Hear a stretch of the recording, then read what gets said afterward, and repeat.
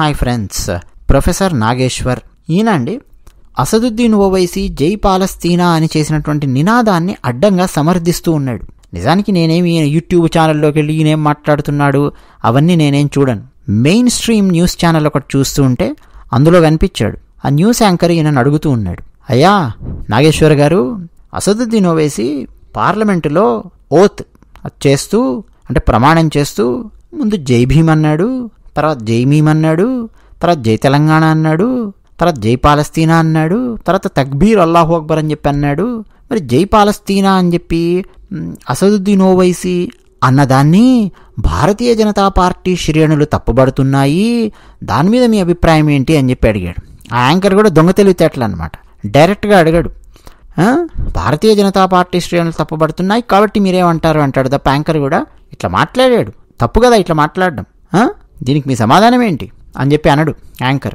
ఎవరైనా సరే అండి, భారతీయుడు అనేవాడు ఎవడైనా ఖండిస్తాడు ఆ విషయాన్ని. మన ప్రొఫెసర్ నాగేశ్వర్ గారు బాగా చదువుకున్నటువంటి మహానుభావుడు, మేధావి కాబట్టి జ్ఞానం ఎక్కువైపోయి జావాలో స్టాక్ ఓవర్ఫ్లో అయినట్టు ఓవర్ఫ్లో అయ్యి పొంగిపోతుంది జ్ఞానం. అందుకని చెప్పి ఎంత అడ్డంగా సమర్థిస్తున్నాడంటే షాక్ అయిపోయాను. ఏంటి ఇటువంటి భావాలా ప్రొఫెసర్ నాగేశ్వర్, ఇటువంటి విషపు భావాలు నాటుతూ ఉన్నాడా అన్న ఒక ఆశ్చర్యము, షాక్ కూడా నాకు కలిగిందండి. ఎట్లా సమర్థిస్తున్నాడు తెలుసా ఈ ప్రొఫెసర్ నాగేశ్వరరావు?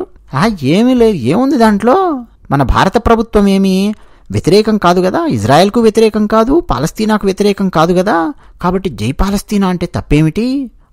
అసదుద్దీన్ ఓవైసీ జై పాలస్తీనా అన్నదాన్ని మనం ముస్లింల కోణంలో చూడకూడదు. జై పాలస్తీనా అన్నాడు కాబట్టి పాలస్తీనాలో ముస్లింలు మాత్రమే ఉంటారు అన్న కోణంలో, అంటే ఈ ముస్లింలు వర్సెస్ సమ్మన్ ఎల్స్ అన్నటువంటి కోణంలో చూడకూడదు. అసలు ఆ యాంగిలే వద్దు. ఆ యాంగిల్లో చూస్తే మనకు వేరే రకంగా అర్థమవుతుంది, అట్లా ఇంటర్ప్రిట్ చేయకూడదు. ఏముంది జై పాలస్తీనా అన్నాడు తప్పేముంది అన్నట్టుగా అడ్డదిడ్డంగా వాదిస్తూ అసదుద్దీన్ ఓవైసీ చేసినటువంటి పనిని అడ్డంగా సమర్థిస్తాడు ప్రొఫెసర్ నాగేశ్వర్. షాక్ అనమాట నాకు, ఏంటి ఇంత దరిద్రంగా మాట్లాడుతున్నాడు ఏమిటి ప్రొఫెసర్ నాగేశ్వర్ అని చెప్పి. ఏమండి, ఒక దేశ పౌరుడు ఇంకో దేశానికి జై కొట్టాల్సినటువంటి అవసరం ఎందుకు వచ్చింది అన్నటువంటి ప్రశ్న వేసుకోడా ప్రొఫెసర్ నాగేశ్వర్. తర్వాత రెండో ప్రశ్న అండి, ఇప్పుడు ప్రపంచంలో దాదాపు 200 దాకా దేశాలున్నాయి. ఆ దేశాలలో చాలా సమస్యలున్నాయి, దేశాల సరిహద్దుల మధ్య సమస్యలున్నాయి, చాలా సమస్యలు ఉన్నాయి కదండి ప్రపంచంలో. మరి అలాంటప్పుడు జై పాలస్తీనా అని మాత్రమే ఎందుకన్నాడు అసదుద్దీన్ ఓవైసీ? జై ఉక్రెయిన్ అని చెప్పి ఎందుకని లేదు? రష్యా ఉక్రెయిన్ మధ్య యుద్ధం జరుగుతోంది కదా, పోనీ జై రష్యా అని ఎందుకని చెప్పి అనలేదండి? చెప్పండి, ఆలోచించండి. చైనాకు తైవాన్కు మధ్య చాలా గొడవలున్నాయి ఇప్పటికీ. ఎప్పుడు చైనా వచ్చి ఆక్రమిస్తుందో తైవాన్ అన్నటువంటి, కబళిస్తుందో అన్నటువంటి ఆ స్థాయి గొడవలున్నాయి. మరి ఎందుకు జై తైవాను జై చైనాను అని చెప్పి ఎందుకని లేదండి ఈ క్యాండిడేట్? చాలా సమస్యలు ఉన్నాయి ప్రపంచంలో. ఆఫ్రికా నుంచండి ఎంతోమంది శరణార్థులు, రకరకాల దేశాల్లో యుద్ధాలు అవుతున్నాయి, మధ్యాసియాలు చాలామంది అక్కడి నుంచి యూరప్ మీద వచ్చి మిడతల దండు పడ్డట్టు పడ్డారు.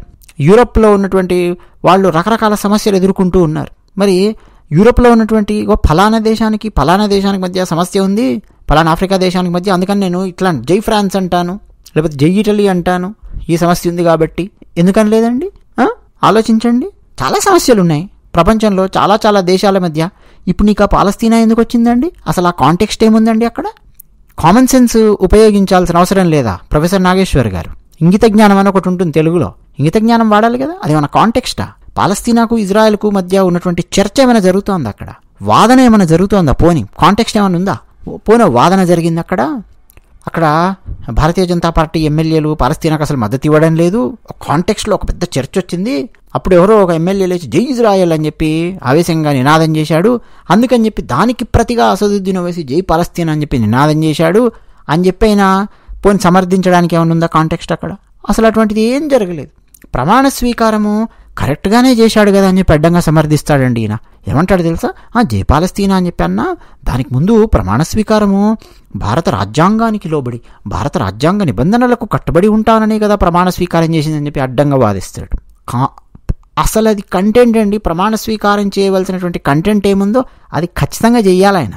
అది గనక చేయకపోతే దాన్ని ప్రమాణ స్వీకారం అని చెప్పి పిలవరు. తెలుగో, తమిళమో, ఉర్దూవో, హిందీయో, సంస్కృతమో, కన్నడనో భాషలు ఉన్నాయి కదా. ప్రమాణ స్వీకారం ఖచ్చితంగా ఏ ఫార్మాట్లో ఉందో, ఏ పదాలైతే ఉన్నాయో అవే పదాలను ఉపయోగించాలి, చెయ్యాలి. అందుకని చెప్పి చేశాడు అసదుద్దీన్ ఓవైసీ. ఏదో మెహర్బానీ చేశాడు అన్నట్టుగా మాట్లాడుతున్నాడు ప్రొఫెసర్ నాగేశ్వర్. ప్రమాణ స్వీకారం చేశాక జై పాలస్తీనా అనాల్సినటువంటి అవసరం ఏముందండి? మిగతా నినాదాలతో అక్కడ సమస్య ఏం లేదు. జై భీము, జై మీము, జై తెలంగాణ, తర్వాత తక్బీరు, అల్లాహు అక్బర్ ఏంటంటే చేసుకున్నాడు. సరే అవన్నీ పక్కన పెట్టండి, అవి అవసరమా కాదా అనేది కూడా నేను వాదించట్లేదు. సరే భారతదేశానికి సంబంధించిన అంతర్గతమైన వ్యవహారాలు, ఒకటి మతానికి సంబంధించింది కాబట్టి ఆయన ఇష్టం, సరే ఓకే.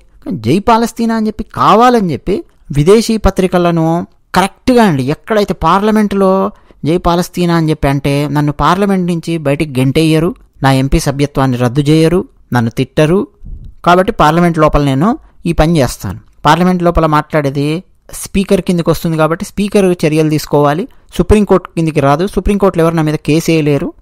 పైగా నేను ఇక్కడ మాట్లాడేది అంతర్జాతీయ దినపత్రికలు, అంతర్జాతీయ మీడియా ఛానల్స్ బాగా ప్రొజెక్ట్ చేస్తాయి.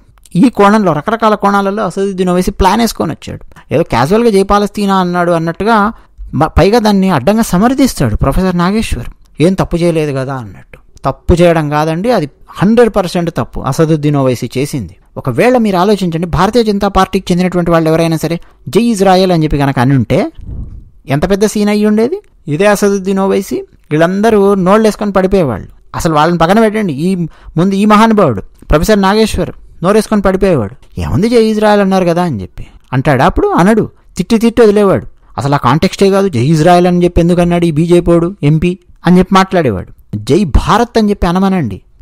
భారతదేశానికి సంబంధించిన పార్లమెంటులో ప్రమాణ స్వీకారం చేస్తున్నాడు అసదుద్దీన్ ఓవైసీ. పాలస్తీనా పార్లమెంటులో ప్రమాణ స్వీకారం చేయట్లేదు. పైగా అక్కడ ఏ కాంటెక్స్ట్ లేదండి. అక్కడ కాంటెక్స్ట్ లేకుండా పాలస్తీనాకు సంబంధించినటువంటిది ఎందుకు వచ్చింది? చాలా దేశాలలో చాలా సమస్యలు ఉన్నాయి, పెద్ద పెద్ద సమస్యలు ఉన్నాయి, చారిత్రాత్మకమైన సమస్యలు చాలా చాలా ఉన్నాయి, ఆర్థికంగా పతమైనటువంటి.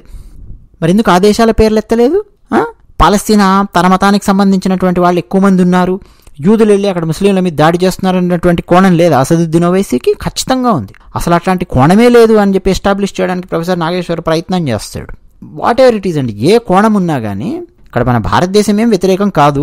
ఎస్, పాలస్తీనాకి ఏం వ్యతిరేకం కాదు, ఇజ్రాయెల్కి మనం ఏం వ్యతిరేకం కాదు. మన పాలసీ ఎలా ఉందనేది అలాగే ఉంది, సమస్య ఏం లేదు. కానీ నేను జై పాలస్తీనా అని చెప్పి పార్లమెంటులో అనమని చెప్పి ఎవడు చెప్పాడు?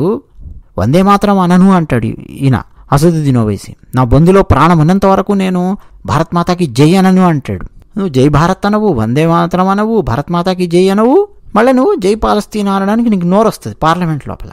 అంతేకాదండి, ఒక 10 రోజుల క్రితం అండి కాశ్మీర్ ప్రాంతంలో సామాన్యమైన భక్తులు పాపం బస్సులో వెళుతూ ఉంటే కాశ్మీర్ లోయ లోపల వాళ్ళ మీద పడి దాడి చేసి వాళ్ళను పొట్టన పెట్టుకున్నటువంటి ఉగ్రవాదుల చర్యను ఖండించేటటువంటి ధైర్యం లేదు అసదుద్దీన్ ఓవైసీకి.